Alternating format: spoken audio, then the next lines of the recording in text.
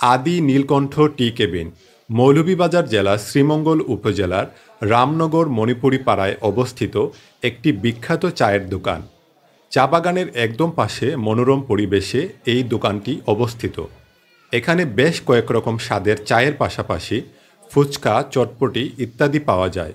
বিশেষ করে তাদের ৭ ও ৮ লেয়ারের চা খুবই পরিচিত। মূলত ৭ রঙের চায়ের কারণেই এই টি কেবিনের প্রতি মানুষের আগ্রহ কাজ করে। দেশ বিদেশের পর্যটক যারা শ্রীমঙ্গলে আসেন তারা এখানে চা পান করাকে আবশ্যক বলে মনে করেন। কিন্তু এই চায়ের স্বাদ ব্যক্তিগতভাবে আমার কাছে একদমই ভালো লাগেনি। চা দেখতে সুন্দর হলেও এর স্বাদ মোটেও আকর্ষণীয় মনে হয়নি। ভবিষ্যতে কখনোই এই চা পান করবও না এবং পরিচিতজনদের নিরুৎসাহিত করব।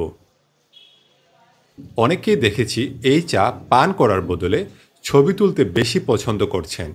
তবে আমার বন্ধুর কথায় মনে হচ্ছে যে তার কাছে এই চা কিছুটা ভালো লেগেছে। চায়ের টেস্ট কেমন? ভালো। ভালো, অর্থাৎ স্তরে স্তরে ফ্লেভার আছে। আচ্ছা আচ্ছা। কফি প্রথমে লাগে পাতলা লিগার,